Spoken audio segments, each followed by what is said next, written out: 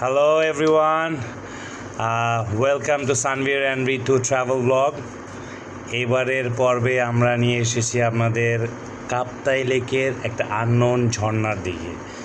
Actually আমরা যাচ্ছিলাম শুভরঙ্গ ঝর্ণার ভিজিটে।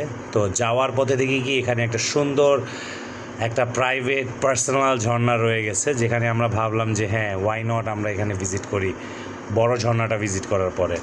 যেহেতু আমাদের সাথে পার্সোনাল বোট ছিল, তো আমরা যে কোনো জায়গায় যেতে পারছিলাম।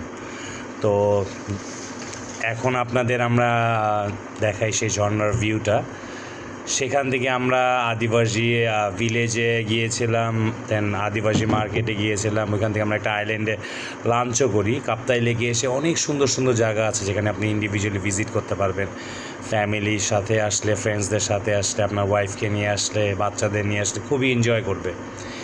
এটার নেচারের ভিউটা এতই সুন্দর যে অ্যাকচুয়ালি বলে বোঝানো যাবে না। আর এখানে কিছু জায়গায় এত বড় বড় গর্ত আছে, যেটা এখানে আমি ভিডিওতে দেখাচ্ছি। মনে হয় 50-100 বছর পুরানো, আরও বেশি বছর ধরে এই গোয়াটা রয়ে গেছে।